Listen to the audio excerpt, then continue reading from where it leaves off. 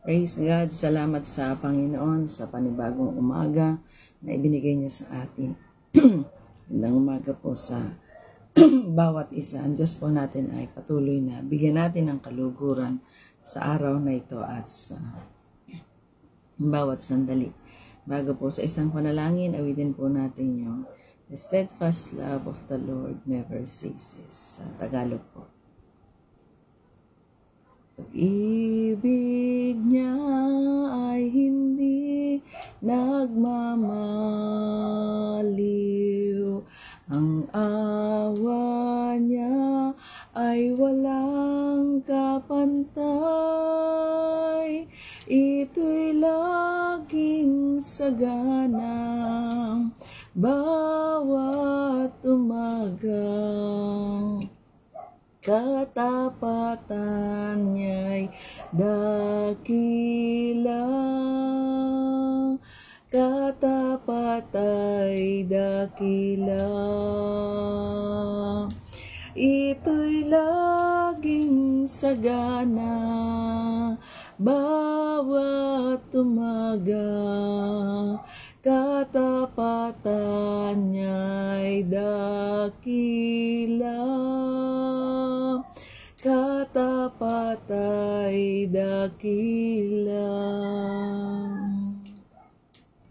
Salamat po sa inyo, O Diyos. Salamat po sa panibagong araw, panibagong umaga, panibagong buhay na ibinigay niyo sa bawat isa sa amin. Maparangalan po kayo sa buhay namin sa araw na ito, O Diyos. Mabigyan namin kayo ng kalukuran.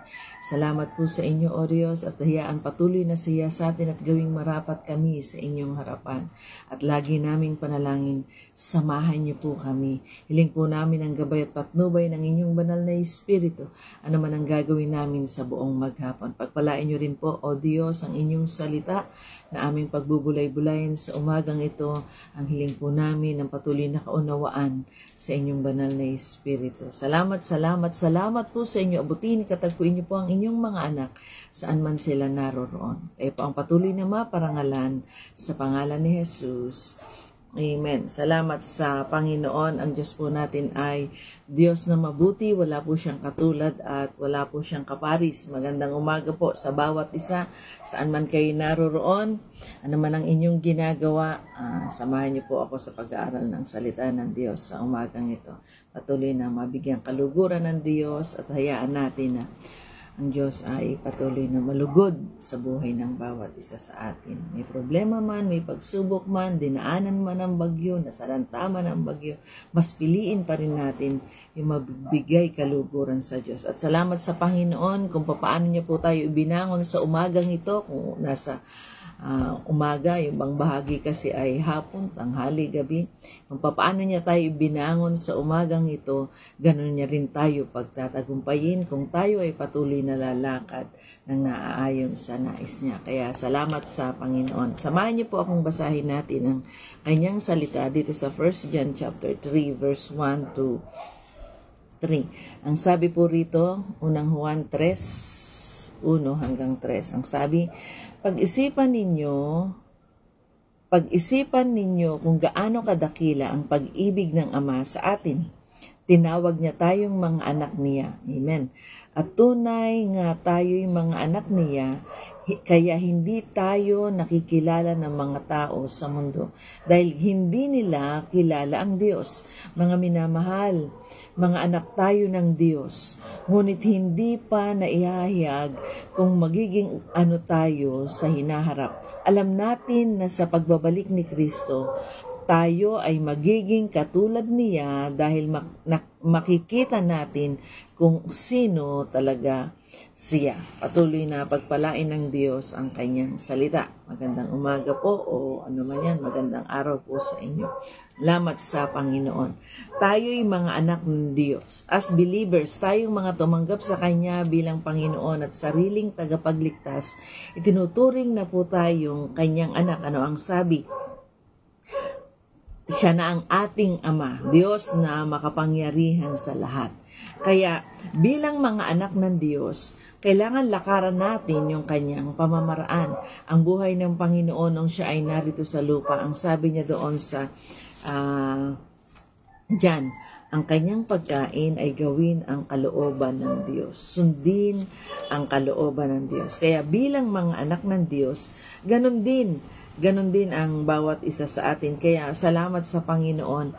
Biyayaan tayo ng Diyos na patuloy na malakaran natin yung kanyang pamamaraan. Kaya salamat sa Panginoon. Di po ba?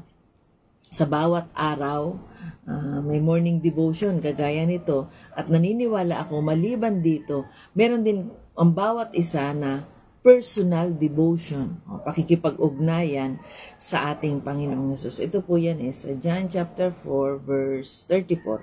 Sinabi ni Jesus sa kanila, ang pagkain ko ay ang pagsunod sa kalooban ng nagsugo sa akin at ang pagtupad sa kanyang ipinagagawa. Kaya ang naisin ng Panginoon, ating Panginoong Hesus, nung siya ay narito sa lupa, gawin kung ano yung ipinagagawa ng Diyos sa kanya, kanyang Ama, Diyos na makapangyarihan sa lahat. Kaya para mabigyang kaluguran yung nagsugo sa kanya, sa ating Panginoong Hesus, lakaran niya, gawin niya, mahirap man, anuman yung sitwasyon, napatunayan po natin yan at nasaksihan yan at naitala na sumunod siya hanggang doon sa kamatayan doon sa krus ng Kalbaryo. Tayo rin naman, tayong mga anak niya, yun din ang pinaka-pattern natin, ang sabi doon sa Hebrews chapter 12, di po ba? Looking unto Jesus, the author and the finisher of our faith. At ang sabi pa rito, sa basahin ko lang, 15. Sa John chapter 13 verse 15, sabi, ginawa ko ito bilang halimbawa na dapat niyong tularan, kaya gawin niyo rin ang ginawa ko sa inyo. Yung buhay na nilakaran ng ating Panginoong Hesus dito, yun ang ating tutularan. Hindi po yung life ni Pastor ang tutularan natin.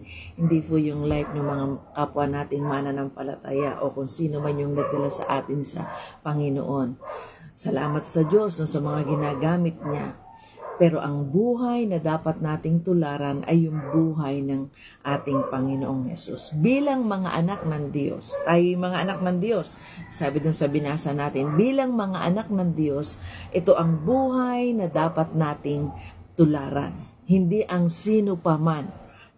Hindi yung mga hinahangaan natin, hindi yung magagaling na preacher o sino pa mang mga tao yan, kundi yung buhay na ipinakita nilakaran ng ating Panginoong Hesus. Kaya yung sinabi, yun ang dapat nating tularan. Kaya gawin nyo rin ang ginawa ko sa inyo. Ano yung nilakaran ng ating Panginoong Hesus na ginawa niya sa mundong ito, ganoon. Kaya salamat sa Diyos. Bilang mga anak niya, mga anak ng Diyos, basahin po natin to Galatia chapter 3.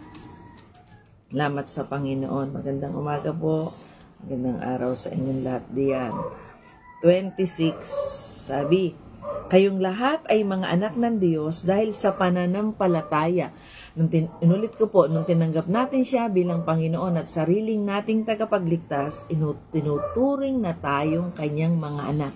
At bilang mga anak, lakaran natin yung kanyang pamamaraan dahil ang pamamaraan ng Diyos, bagaman minsan masakit, minsan mahirap, di po ba, minsan hindi natin gusto, pero isang bagay ang tiyak, magdadala ito sa buhay na walang hanggan. Kaya nung sabi 3:26 ng Galatia, kayong lahat ay mga anak ng Diyos dahil sa pananampalataya nyo kay Kristo Jesus, sapagkat binautismohan kayo sa pakikipag-isa nyo kay Kristo at namumuhay kayong katulad niya. Kaya salamat sa Panginoon. Kailangan mamuhay tayong katulad niya. Ang Diyos ay hindi palaganti pag may gumawa sa Kanya ng hindi maganda. Pag may nagsalita sa Kanya ng hindi maganda, hindi niya binabalikan kaagad, kundi inuunawa at pinapatawad. Kaya buhay ng anak ng Diyos na o mga mananampalataya o ng mga tumanggap sa Panginoon, tayo, lakaran natin yung pamamaraan na nais ng Diyos sa bawat isa sa atin. Kagaya nung binasa natin, nagbigay siya ng halimbawa na dapat nating gayahin. Kaya bilang mga anak niya, bilang mga mananampalataya, bilang tinatawag na Kristiyano, ang buhay natin ay nasa proseso, di po ba? Sabi, basahin po natin. Proseso yan. Hindi pagkatanggap natin sa Panginoon, napakabanal na kagad natin. Hindi. Unti-unti sa pamamagitan ng kanyang banal na Espiritu, sa pamamagitan ng tuloy-tuloy na paglapit natin sa kanya, may proseso yan, di po ba? Unti-unti tayo ay nagiging yung katangian ng Diyos ay nakikita sa atin. 2 Corinthians chapter 3 verse 18. At dahil naalis na sa atin, dahil naalis na ang takip sa ating isipan, nakikita natin ang kapangyarihan ng Panginoon, at ang kapangyarihan ito ay mula sa Panginoon, na siyang banal na Espiritu ang siyang unti-unting bumabago sa atin hanggang tayo'y maging katulad niya. Bawat araw, lakaran natin yung kanyang pamamaraan. Bawat araw, mabigyan natin siya ng kaluguran. May problema man, may pagsubok man, hindi po ibig sabihin may problema, pas muna ngayon. Dadalamhati muna ngayon, wala mo ng pagpupuri, wala mo ng pagsasamba. Hindi. Bawat araw, mabigyan siyang kaluguran sa buhay ng bawat isa sa atin. Proseso yan eh. Di po ba? May mga panahon, sa panahon ng walang problema, walang pagsubok, masarap umawit, madaling parangalan ng Diyos. Pero habang lumalalim tayo sa pagkakilala sa Diyos, habang yung relasyon natin sa Diyos o nakikilala natin ang lubusan ng Panginoon, kahit na may problema, nakukuha na nating umawit. Hindi na lang sa panahon ng masaya at walang problema at payapa. Kahit pag may dumarating na pag-uusig, pagsubok, hindi magandang sitwasyon, natututunan na nating sambahin siya, natututunan na nating dakilain siya. Unti-unti, ano ang sabi, hanggang tayo'y maging katulad niya. Na kahit na may problema, praise the Lord. Kahit may pagsubok, may pagnanasa pa rin makarating sa simbahan. Na kahit na matindi yung dinadaanan, kung kayo man ay dinaanan ni Bagyong Christine at matindi yung pinagdaanan, salamat. Huwag lang mawala yung pananampalataya natin sa Diyos. Bakit? Itatawid kayo ng Panginoon. Kaya biyayaan ng Diyos yung mga kababayan, mga kapatiran natin na dinaanan ng matindi, malubha ang naging pinsala. Tulungan ng Diyos, kaaliwan ng Diyos ay managana. At doon lalong makita na tayo'y mga anak ng Diyos. Lalong mahayag, matanyag, ma-recognize ng iba. Iba kapag anak na ng Diyos, iba pag mananampalataya na at may malalim na relasyon sa Panginoon. Ano man ang mangyari, ang pipiliin pa rin, maparangalan ng Panginoon. Yun yung pagpupuri na may kasamang sakripisyo at pagmamahal. At lalong natatanyag yung kadakilaan ng ating Panginoong Hesus. Kagaya nung binasa natin dito sa 4:34 ng Juan, ulitin ko po uli ang sabi rito sa 4:34 ng Juan, sinabi ni Jesus sa kanila, ang pagkain ko, kasi ito yung tagpo, na yung mga maalang mga alagad ay pumunta sa bayan at iniwanan ng ating Panginoong Jesus. Yan ang sabi dun sa 31. Samantala, pinapakiusapan ng mga tagasunod niya si Jesus na kumain, kasi nga hindi pa kumain ng Panginoong Jesus. Pero sumagot si Jesus, may pagkain akong hindi nyo alam. Kaya nagtanungan ng mga tagasunod niya, may nagdala kaya sa kanya ng pagkain? At ang sabi niya, 34, sinabi ni Jesus sa kanila, ang pagkain ko ay ang pagsunod sa kalooban ng nagsugo sa akin at ang pagtupad sa kanyang ipinagagawa. Hindi pa siya pa kumakain, pero punong-puno na siya. Busog na siya. Bakit? Ito yung tagpo na nakapag-evangelize na, nakapagbahagi na ng mabuting balita ang Panginoon. Ang sa totoo, yung binahaginan niya, umalis ng nagmamadali. Bakit? Yung kagalakang natanggap niya, hindi niya makontain, kailangang isiwalat dun sa iba. Kailangan dun sabihin sa iba. Kaya bilang mga anak ng Diyos at unti-unti na yung kanyang liwanag at yung buhay na mayroon siya ay na sumasa atin, hindi tayo magiging masaya na ikimkim lang natin ito sa atin. Kagaya nung nangyari dito sa John chapter 4. Hindi nakita ng mga alagad yung nangyari. Pero yung nabahagi na ng pagkain, di ba? Hindi sabi dun sa 4:4, hindi lamang sa tinapay nabubuhay ang tao. Yung nabahagi na ng salita ng Diyos, hindi lang yung pagkain ng spiritual food. Hindi makontain ng babae, kaya humanap siya ng mga taong sasabihan niya. Ganon din para sa bawat isa sa atin. Unti-unting binabago hanggang tayo'y maging katulad niya. Hindi tayo magiging masaya na tayo lang yung nakararanas ng presensya ng Panginoon. Bilang kanyang mga anak, hindi tayo magiging masaya kung hindi walang devotion, di po ba? Hindi tayo magiging masaya kung hindi tayo nagbabasa ng Bible, nananalangin, nakikipag-fellowship sa kapwa nating mananampalataya. Ang kagalakan natin bilang mga anak ng Diyos, ibahagi sa iba.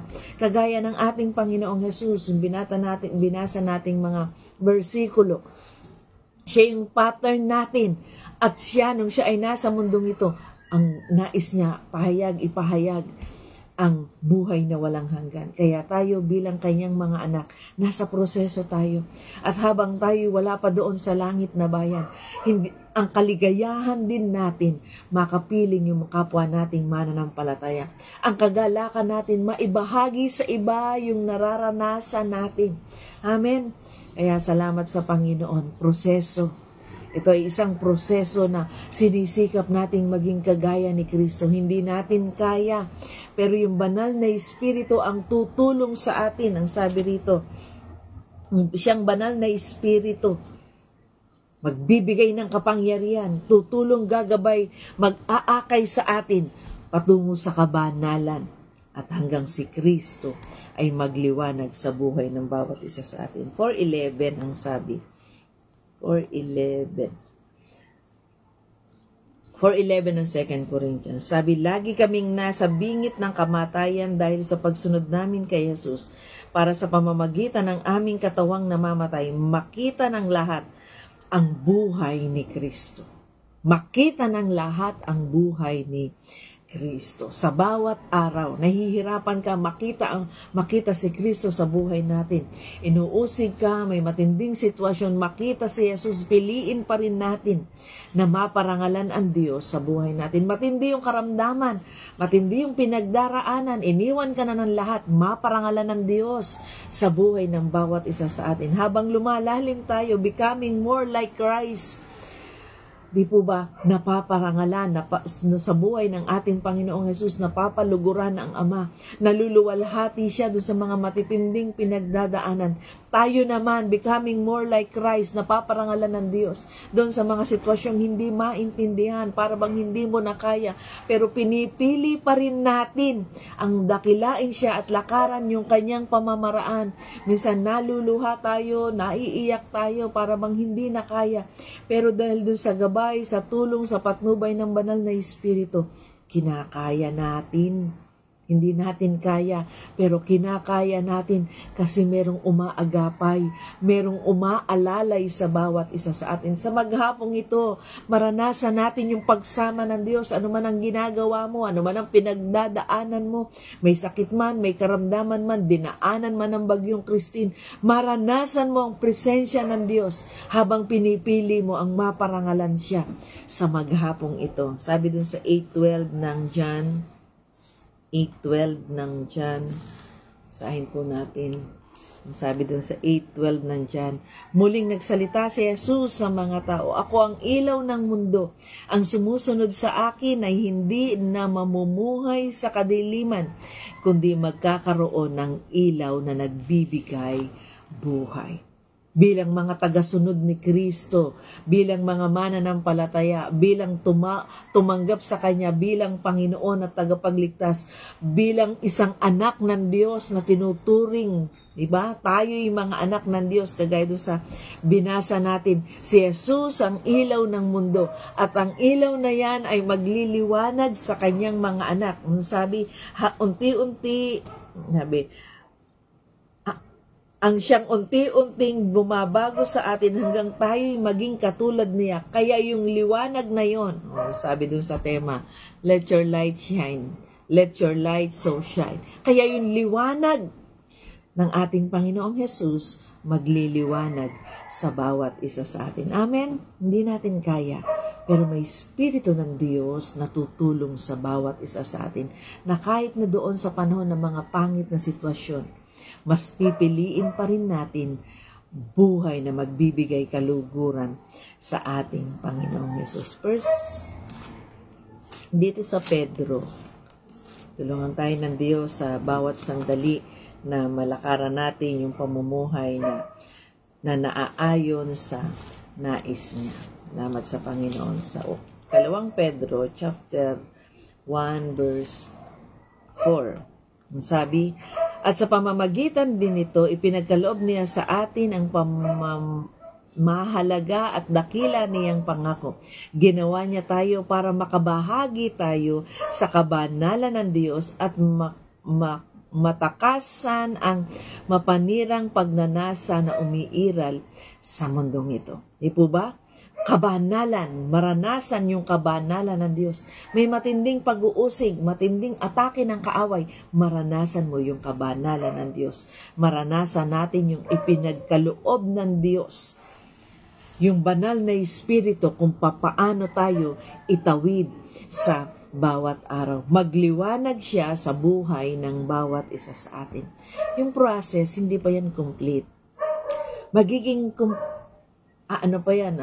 kapunuan, nakakompletohan kapag na face to face na tayo sa ating Panginoong Yesus. Basahin po natin sa Filipos chapter 3 verse 21. Kaya habang nandito pa tayo, unti-unti binabago tayo at yung kaganapan, kapunuan pag nandun na po tayo sa langit na bayan.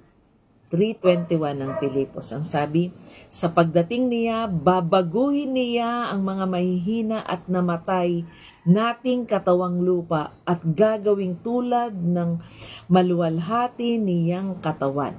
Gagawin niya ito sa pamamagitan ng kapangyarihan niyang sumasakop sa lahat ng bagay. Kaya kailangan lagi tayong magpasakop sa Panginoon. Kasi kapag hindi niya tayo mababago. Hindi niya mababago ang taong ayaw magpasakop sa Kanya. Hindi babaguhin ang taong ayaw lumapit sa Kanya. Oo, napakamakapangyarihan ng Diyos. Pero kailangan tayong magpasya, kailangan nating magdesisyon. Lumapit tayo sa Kanya. Kasi yun lang ang tanging paraan para ang Diyos ay makagawa at makakilos sa atin. Pero kahit na lumapit tayo sa Kanya, kahit na tinanggap natin siya bilang Panginoon at sariling tagapagligtas, nakikinig ka ng morning devotion, umaattend ka paglinggo, pero kapag sinaran mo yung puso mo, ikaw pa rin, yung tao pa rin ang nagpapasya, yung tao pa rin ang nasusunod, walang gagawin ng Panginoon. Maghihintay ang Diyos na ipagkatiwala natin sa Kanya ang lahat. Bigyan natin siya ng kalayaang makakilos, makagawa sa ating buhay. Doon pa lamang, babaguhin niya. Kaya sabi, unti-unti hanggang tayo'y maging katulad niya. Kaya biyayaan tayo ng Diyos. Kaya ang sabi, babaguhin niya. Gagawing tulad ng maluwalhati niyang katawan. Salamat sa Diyos. Hindi na masasakitin. Hindi na yung maramdamin. Pagdating natin doon, babaguhin niya. At ang isipan natin, pagdakila, pagluwalhati, pagbibigay parangal. Bakit? Wala nang problema, wala nang sakit. Sa mundong ito, may pangako ang Diyos, sasamahan niya tayo. Pero wala siyang sinabing wala ng problema, wala ng pagsubok, wala ng bagyo, wala ng kahirapan, wala ng pag-uusig. Wala po yan. Pero ang pangako niya, sasamahan niya tayo. Habang tayo lumalakad sa mundong ito na may mga punong-puno ng kapighatian. Sabi, ang punong-puno ng kasamaan, pasamaan ng pasama ang mundo. Ephesians 5:16. Pero salamat, may isang nangako na hindi tayo iiwanan, ng kailangan lang wag natin din siyang iwanan. Para nang sa ganoon, malakaran natin yung buhay na nakapagbibigay kaluguran sa Kanya. Nahihirapan ka, pero pinipili mo pa rin ang maparangalan siya. Nasasaktan ka, pero pinipili pa rin natin ang mabigyang kaluguran siya. Proseso. May proseso. Mapapansin mo noon na lagi pag Inusig ka, nasasaktan ka, parang gusto mo nang maghina. Pero habang lumalalim sa Panginoon, inuusig ka, pero lalo kang tumatatag. Lalo kang nahahabag dun sa mga taong umuusig sa iyo. Lalo mo silang ipinapanalangin. Unti-unti na yung liwanag ng Diyos ay nagliliwanag na at mapapansin ng iba. Bakit iba na siya? Dati magagalitin, ngayon kahit galitin mo, maganda pa rin ang lumalabas sa bibig. Nagliliwanag na. Yan ang sabi, unti-unti napaparangalan ng Diyos. Nakikita ang Diyos sa buhay ng bawat. Ay sabi, unti-unting bumabago sa atin hanggang tayo'y maging katulad niya. Mga anak ng Diyos, ang lakad na dapat lakaran natin ay yung lakad na nilakaran ng Panginoon. Siya yung pattern ng bawat isa sa atin. Looking unto Jesus. Huwag tayong maghanap ng mga magagaling na pastor, mga evangelist, mga missionary, mga kapatiran at gagayahin natin, mabibigo tayo. Ang pattern at ang dapat nating tularan bilang mga anak niya ay yung ating Ama na nasa langit, ang ating Panginoong Hesus. At ang nakakatuwa, hindi natin kaya, pero binigyan tayo ng isang tutulong sa atin, gagabay sa atin, magtuturo sa atin. John chapter 14 verse 16 ang sabi, at hihiling ako sa Ama na bigyan kayo ng isang tagatulong sa inyo magpakailanman. Siya ang banal na Espiritu na tagapagturo ng katotohanan. Hindi siya matanggap ng mga taong makamundo dahil hindi siya nakikita at nakikilala. Kagaya nung binasa natin doon sa chapter 3, di po ba? Ang sabi rito sa verse 1, pag-isipan ninyo kung gaano kadakila ang pag-ibig ng Ama sa atin. Nung umalis ang ating Panginoong Hesus, ipinadala ang banal na Espiritu. Ganong kadakila ang pag-ibig ng Diyos. Hindi niya tayo tinutupad niya yung kanyang pangako na hindi niya tayo iiwanan. Sasamahan niya tayo. Tinawag niya tayong mga anak niya. At tunay nga tayong mga anak niya. Kaya hindi tayo nakikilala ng mga tao sa mundo dahil hindi nila nakikilala ang Diyos. Tama ang salita ang sinabi ni Juan. Siya ang banal na Espiritu na tagapagturo ng katotohanan. Hindi siya matanggap ng mga taong makamundo dahil hindi siya nakikita o nakikilala ng mga ito. Pero kilala nyo siya dahil kasama nyo siya at sa inyo magpakailanman. Salamat sa Panginoon bilang mga anak ng Diyos. Wala tayong dapat ipag-alala. Bakit? Merong tutulong Merong gagabay sa atin hanggang unti-unting maging katulad niya. Yung kaluwalhatian niya ay magliwanag sa bawat isa sa atin. Ang sabi ng John 8:12, siya yung ilaw ng sanlibutan. At yung ilaw na ito, magkailangang magliwanag din naman sa bawat isa sa atin bilang tayo'y mga anak ng Diyos. Every day, kailan dapat magliwanag si Kristo sa buhay natin? Every day, tulungan tayo ng Panginoon. Hindi lang sa panahon na kapwa mananampalataya, magliliwanag yung ilaw natin. Kahit sa panahon na wala nang mananampalataya, wala nang lingkod ng Diyos na nakakakita sa atin, dapat lalong magliwanag ito para ma-recognize anak ka ng Diyos. Para ma-recognize si Jesus ay nasa iyo. Para ma-recognize nila at sila man ay lumapit sa Panginoon. Hanapin nila ano yung meron sa iyo na nararamdaman nila na wala sa kanila. At ayun ang magtulak para tanggapin nila ang Panginoon bilang Panginoon at tagapagligtas ng kanilang buhay at mapabilang na anak ng Diyos. Hindi lahat ng nakakakilala o tumatawag ng Panginoon, Panginoon, nagpapasa ng krus kung mahal na araw, ay anak ng Diyos. Yung gumaganap lamang, yung tumutupad lamang, at tumanggap sa Kanya bilang Panginoon at personal na tagapagligtas ang tinatawag na anak ng Diyos. Kahit sinasabing the Philippine nation is the only Christian nation in Asia, kung hindi tinanggap ng tao, ni-recognize ng tao bilang Panginoon at tagapagligtas si Jesus, hindi pwedeng ituring na anak ng Diyos. Oo, Christian siya by salita, pero sa gawa, hindi. Kailangan makita. Kaya nga sinabing Christian, without Christ, I am nothing. Without Him, we are nothing. Kaya salamat sa Panginoon, kailangan nating lakaran ang lakad na nais ng Diyos. Time na po pala. Ang sabi po rito, basa pa tayo ng verse bago tayo manalangin. Sa 1 Thessalonians chapter 2 verse 12.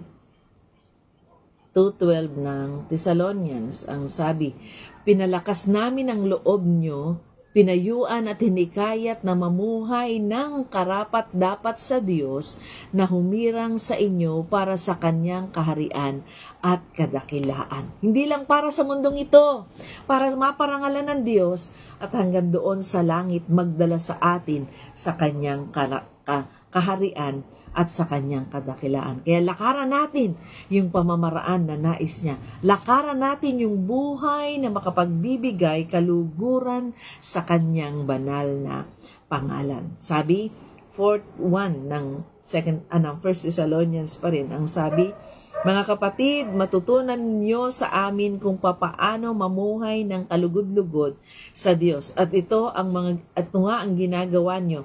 Hinihiling namin ngayon sa pangalan ng Panginoong Hesus na lalo niyo pa sana itong pag-ibayuhin. Kung lumalakad na tayo na nakapagbibigay kaluguran sa Kanya, anong sabi ng Apostol Pablo? Lalo pa natin itong pag-ibayuhin, lalo pang maparangalan ng Diyos sa buhay ng bawat isa sa atin. Nahihirapan, lalo pang malugod, lalo pang pasalamatan, lalo pang dakilain. Matindi yung sitwasyon, piliin pa rin ang lalo pa na madakila ang Diyos sa buhay na mayroon ka. Lalo pa nilang ma-recognize, iba ka na ngayon. Talagang binago ka na ng Diyos at yun ang magdadala para maparangalan ng Diyos at hanapin nila at tanggapin nila ang Panginoon bilang personal na tagapagligtas. Lalo pa ang nais ng Apostol Pablo. Kaya ang panalangin niya, Philippians 3:10, that I may know Him, makilala ko pa siya, mahayag pa siya sa buhay ng bawat isa sa atin. Yun ang maging panalangin natin sa araw na ito. Lalo pang mahayag si Jesus. Lalo pang mahayag, ang sabi, hinihiling namin sa inyo sa pangalan ng Panginoong Hesus na lalo nyo pa sana itong pag-ibayuhin. Lalo pang mahayag siya. Tulungan tayo ng banal na Espiritu. Lalo pang madakila siya. Ano man ang pinagdadaanan nyo, ano man ang problema, ano man ang haharapin nyo sa araw na ito, sa inyong trabaho, saan man, ano man yan. Lalo pang matanyag ang Diyos sa buhay ng bawat isa sa atin. Lakaran natin yung pamamaraan bilang mga anak ng Diyos. Lakaran natin yung buhay na kagaya ng nilakaran ng Panginoon. Hindi madali, pero merong kasama tayo na magtatawid sa atin. Parang napakahirap, parang hindi natin kaya, parang hindi natin alam paano mag-uumpisang muli. Biyayaan tayo, bayaan mo ang banal na Espiritu nito na tulungan ka. Allow the presence of the Holy Spirit manguna, itawid ang bawat isa sa atin. Wala tayong kakayanan, pero nandyan ang banal na Espiritu. Nandiyan ang Espiritu ng Diyos na tutulong sa atin. Hayaan natin na magliwanag siya mula dun sa kaloob-looban natin. Hindi na yung tayo, yung Diyos nang makita sa buhay ng bawat isa sa atin. Napakarami niyang pangako sa banal na kasulatan na pwede nating paghawakan. Hindi niya tayo iiwanan, ang sabi niya. Hindi niya tayo pababayaan. Sasamahan niya tayo hanggang sa wakas ng sanlibutan. For I know the plans I have for you, ang sabi ng Jeremiah. Magandang buhay. Pero hindi ibig sabihin magandang buhay, wala nang problema. Lahat ng paraan gagawin ng kaaway. Kaya nga nandyan ang co-equal in power. Ang banal na Espiritu ang tutulong, ang gagabay, ang magbibigay kapayapaan, kagalakan sa bawat isa sa atin na kahit may pinagdadaanan tayo, nakapagpapatuloy tayo. Buhay na binago. Mga anak ng Diyos, konting panahon na lang, langit na. Huwag tayong susuko. Hayaan natin, sabi ng Apostol Pablo, lalo pang mahayag. Nahihirapan ka ba? Grabe na ba ang pag-atake ng kaaway? Lalo pang pagbutihin. Lalo pang pagyamanin, makalakad na may kabanalan, makita nila na kahit nahihirapan ka, na kahit iunuwanan ka, na kahit pinagtutulungan ka, na kahit pinagtatawanan ka, piliin pa rin na lalo pang maparangalan ng Diyos sa buhay natin, sa araw na ito at sa bawat araw. Salamat sa Panginoon. Apart from Him, wala tayong magagawa. Pero nandyan ang banal na Espiritu na tutulong, gagabay sa bawat isa sa atin. Piliin natin, lalo pang maparangalan ng Diyos sa buhay natin. Wala tayong magagawa kahit ang inyong lingkod, kahit ang mga pastor, may mga kahinaan yan. Wag po nating tignan ang kahinaan ng bawat isa, kundi ang tignan natin yung kalakasan ng Diyos, yung gagawing mabuting bagay ng Diyos para lalo tayong lumakas. Kasi kung ang pagbubulay-bulayan natin yung mga kahinaan ng mga kapwa natin manggagawa, mga kapatiran, yung kahinaan ng pastor, yung mga pangit na ginagawa ng mga taong nakapaligid sa atin, babagsak tayo, lalo tayong manghihina. Nalala ko, mayroon akong laging verse na binabanggit noon dito kay Jeremias, sinulat ni Jeremias. Pagkatapos po nito, manalangin tayo. Isang taon yun, lagi ko pong binabanggit yun. Pag memory verse, binabanggit ko yun. Sabi po rito sa panaghoy ni Jeremias 3:18, nawala na ang karangalan ko at lahat ng pag-asa sa Panginoon. 19, napakasakit isipin ang mga paghihirap ko at pagdurusa. 20, at kung palagi ko itong iisipin, manghihina ako. Kung ang lagi nating bubulay-bulayin ay mga pangit na bagay, mga salitang hindi maganda, mga pampahinang loob ng kaaway, yung mga problema, pagsubok, kahinaan, sakit, karamdaman, anong sabi ng propeta Jeremias, kung palagi ko itong iisipin, manghihina ako. Kung puro pangpahina ang iisipin natin, manghihina talaga tayo. Kung puro pangit na salita ang bubulay-bulayin natin, naku, pangit na rin ang lalabas sa ating bibig. Kaya ano sabi? Piliin natin ang bulay-bulayin natin at ang lagi nating bantayan yung mabuting gagawin ng Diyos. Kaya anong sabi ni Jeremias dun sa 26, mabuting matyagang maghintay sa pagliligtas ng Panginoon. Iyon na lang, isipin natin. Pangit lahat ng nakapaligid na sitwasyon. Ang piliin mo, ang bantayan natin yung mabuting bagay na gagawin ng Panginoon. Ang bantayan po natin sa araw na ito, yung mabuting bagay na gagawin ng Panginoon. Look beyond doon sa problema. Huwag kang manatili doon sa problema. Ang tignan mo yung gagawin ng Diyos pagkatapos ng problema. Pagkatapos ng bagyo, may mabuting bagay na gagawin ng Diyos.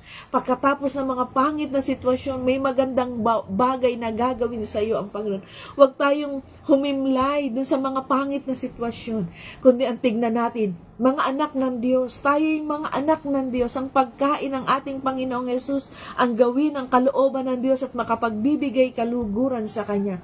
Bilang mga anak ng Diyos, ito rin ang pagkain natin. Magbigay kaluguran sa Diyos na makapangyarihan sa lahat. Kasi Siya ang ating pattern. Mahal tayo ng Diyos. Mahal tayo ng Diyos. Ipakita rin naman natin yung pagmamahal natin sa Panginoon. Itatawid tayo ng Diyos sa araw na ito. Kapatid, itatawid ka ng Diyos. Ang tignan mo at abangan mo yung pagtatawid ng Diyos. Hindi yung pangit na sitwasyon. Hindi yung ginagawa ng kaaway. Hindi yung pananakit, mga papansalang atake ng kaaway.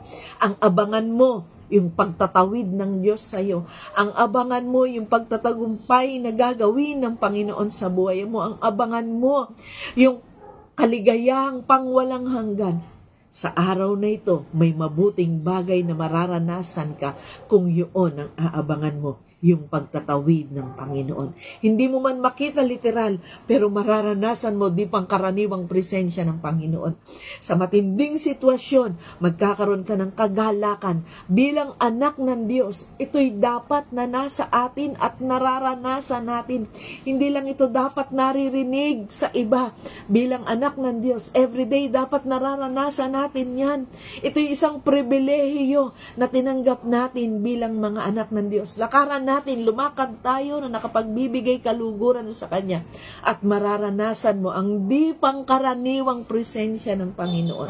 Na kahit na pangit ang sitwasyon, sabi ng Apostol Pablo, mas pipiliin pa rin natin ang makapagbigay kaluguran sa Kanya. Lalo pang maparangalan ng Panginoon sa buhay natin. Piliin po natin At ang abangan natin, ang bulay-bulayin natin, yung pagtatawid ng Panginoon. Huwag yung pangit na sitwasyon. Piliin mo sabihin, praise God, ang di maganda ang sitwasyon ngayon. May mabuting bagay na gagawin ng Panginoon. Mga anak tayo ng Diyos, dapat ganyan. Kasi ang Panginoon, siya yung ating pattern at siya'y narito sa lupa. Mas pinili niya na mabigyang kaluguran ng Diyos, lalong higit sa mga pangit na sitwasyon. Pagpalain po kayong lahat ng Diyos, saan man kayo naroroon. May mabuting gagawin ng Diyos. May mabuting bagay na gagawin ng Diyos. At ideklara natin, claim it by faith, may mabuting gagawin ang Diyos. Hindi yung pangit na sitwasyon, may mabuting gagawin ang Diyos. Tayo po ay manalangin. Salamat sa inyo, aming Diyos na makapangyarihan sa lahat. Kami inyong mga anak at salamat kayo ay nasa amin, kasama namin kayo. Hindi nyo kami iiwanan. Kaya nga naman ang atake ng kaaway ay gano'n na lamang. Naiinggit siya sa amin kasi meron kaming buhay na walang hanggan sa piling nyo. Kaya lahat ng paraan gagawin niya. Pero Lord, biyayaan nyo kami. Ma-recognize namin kung ano ang meron sa amin bilang isang anak ng Diyos na makapangyarihan sa lahat. Piliin namin ang lakaran, yung buhay na binigay niyong halimbawa sa bawat isa sa amin. Abutin niyo kami, Panginoon. Tulungan niyo po kami na ang pananaw namin ay maging kagaya ng sa inyo, O Diyos. Hindi yung pangit, kundi yung gagawin niyo. Hindi yung atake ng kaaway, kundi yung pagtatagumpay na ibibigay niyo sa bawat gawa ng kaaway. Salamat po sa inyo. Bawat mga anak nyo, mga kapatiran, kasama kong nag-aaral ng inyong salita, palalimin, patatagin nyo kami sa aming pananampalataya. Makilala pa namin kayo, maranasan pa namin kayo sa bawat araw. Hindi lang sa magandang sitwasyon kayo maparangalan sa buhay na ito, kundi sa mga panahon ng mga pangit na sitwasyon. Matindi ang pag-atake ng kaaway, maranasan namin, O Diyos, di pangkaraniwang presensya nyo, dahil ang pipiliin namin ang maparangalan po kayo sa aming mga buhay. Lord, abutin, katagpuin niyo po ang inyong mga anak, saan man sila naroroon, dito man sa Pilipinas o mga nasa iba't ibang bansa. Hindi pwedeng limitahan ang inyong kapangyarihan. Hindi pwedeng limitahan ang pwede niyong gawin, O Lord God, para sa inyong mga anak na patuloy na lumalapit, nagtitiwala at sa inyo nangangalong. Abutin niyo po ang bawat isa. Apart from you, wala kaming magagawa. Pero salamat bilang mga anak nyo, anak ng Diyos na makapangyarihan sa lahat. At kayo ang kasakasama namin. Magtatagumpay kami at ito ang idideklara namin. Mapaparangalan kayo. Pagbubutihin pa namin, papaluguran kayo sa aming mga buhay. Biyayaan niyo po kami sa panahon ng mga pangit na sitwasyon o maaluan na sitwasyon. Maparangalan po kayo sa buhay ng bawat isa bilang mga anak nyo. Makita nila, ma-recognize nila, kami ay sinasamahan nyo at kayo ay nasa amin. Pagpalain nyo po ang bawat isa, piliin namin, O Diyos, ang mabigyang kaluguran kayo bilang mga anak, magbigay kaluguran sa Diyos na makapangyarihan sa lahat. Pagpalain niyo po ang bawat isa, yung mga nasa trabaho, Lord, bless them. Bless niyo po yung kumpanya na kanilang pinagtatrabahuan, yung mga nasa iba't ibang lugar, iba't ibang probinsya dito sa Pilipinas at sa iba't ibang bansa. Abutin ang inyong mapagpalang kamay. Lulukuban ko po sila ng inyong banal na dugo na anumang gawa, atake ng kaaway ay huwag magtagumpay, kundi piliin pa rin ang maparangalan kayo kahit na doon sa pinakapangit na sitwasyon, matanyag, mahayag, kayo ang ilaw ng sanlibutan at ang ilaw na ito'y dumaloy sa bawat isa. Salamat po sa inyo, sa pangalan ni Jesus. Amen. Salamat sa Panginoon. Magandang araw po, magandang gabi, anuman ang oras sa inyo. Piliin pa rin natin, lalong higit na pagbutihin, mapaluguran, maparangalan ng Diyos. Bilang mga anak niya, hindi natin kaya, pero may magtatawid sa atin, yung Diyos na makapangyarihan na tinanggap ng bawat isa. God bless po. Salamat sa Panginoon at patuloy na Diyos ang maparangalan sa buhay ng bawat isa sa atin. Salamat po sa lahat ng nananalangin. Patuloy po tayo maparangalan ng Diyos sa bawat isa. God bless you po.